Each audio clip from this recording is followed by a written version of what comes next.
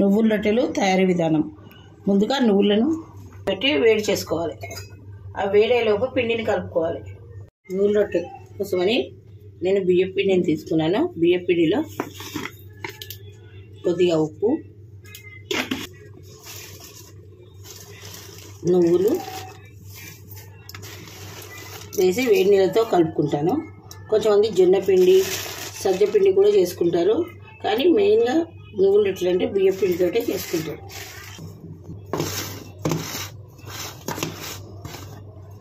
నేను పిండిలో కూడా నువ్వులు వేసాను.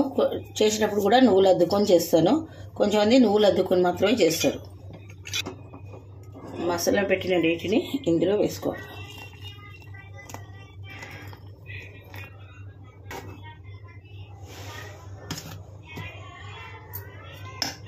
నీళ్ళు వేసుకుంటా మరి పలసగా కాకుండా మనం జొన్న రొట్టెలు ఏ విధంగా చేస్తామో ఆ విధంగా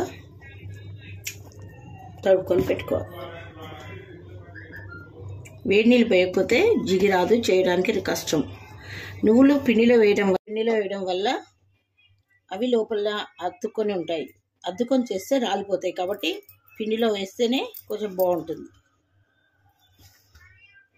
వేడి నీళ్ళు పోసుకున్నటువంటి పిండిని తీసుకొని ఈ విధంగా తీసుకోవాలి.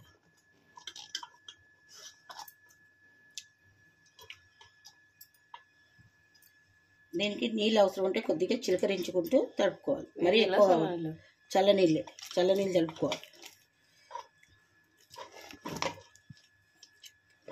పిండిని మనకు ఎంత కావాలో అంత రొట్టె సైజు ప్రకారం తీసుకోవాలి.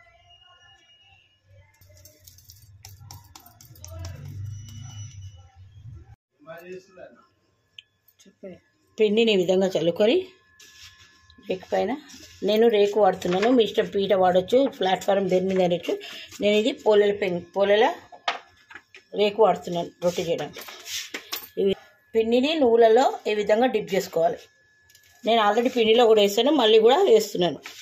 ఇప్పుడు దీన్ని జొన్న రొట్టె చేసిన పదిగా ఈ విధంగా చేసుకోవాలి.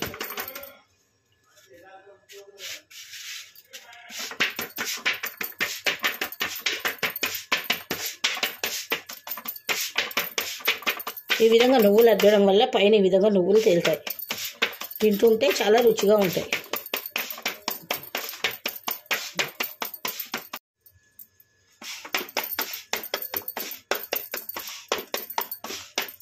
ఇప్పుడు స్టవ్ పై పెంక పెట్టుకొని పెంకను వేడి చేసుకోవాలి.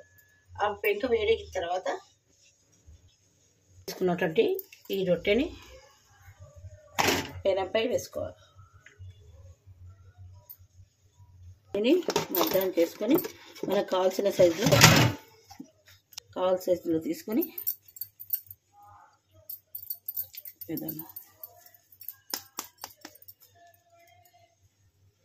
మరలా నువ్వులను అద్ది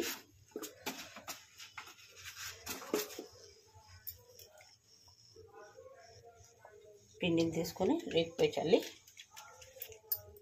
మరలా రొట్టెపై చల్లి ఈ విధంగా చేసుకోవాలి. బట్టతో చాలామంది పెడతారు, కానీ నేను చేతితోటే పెడతాను. ఈ విధంగా జొన్న రొట్టె పెట్టినట్టుగా మొత్తం నీళ్ళు అద్దుకోవాలి. ఈ రొట్టెని నూనె పెట్టి కాల్చరాదు.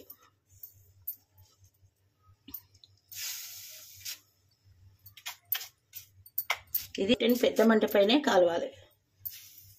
తర్వాత ఈ విధంగా తిప్పి వేసుకోవాలి. రెండో వైపు కాల్చుకోవాలి.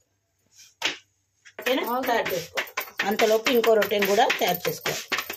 కొంచెం వేసేటప్పుడు జొన్నపిండి లాగానే పిండి కొద్దిగా సైడ్లోకి పడుతుంది.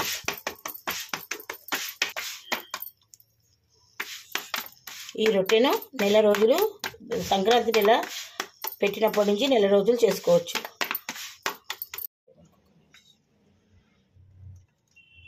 ఈ విధంగా రొట్టె ఈ విధంగా తీయాలి. ఈ విధంగా రాని వాళ్ళు రేకు మీద చేసినట్టయితే ప్లేట్ కానీ రేకు కానీ పళ్ళెం కానీ తీసుకొని ఈ విధంగా వేసుకొని ఈ విధంగా వేసుకోవాలి.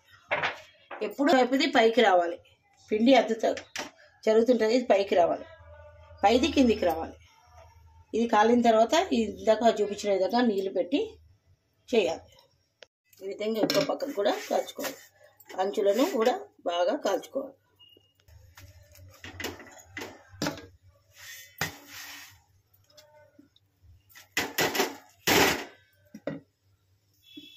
ఇది ఎంత తింటే బాగుంటుంది?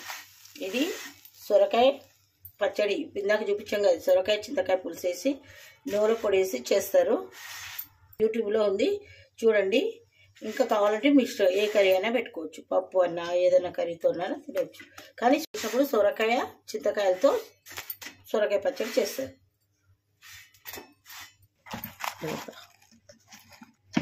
బియ్యం నూనె రొట్టెలు రెడీ.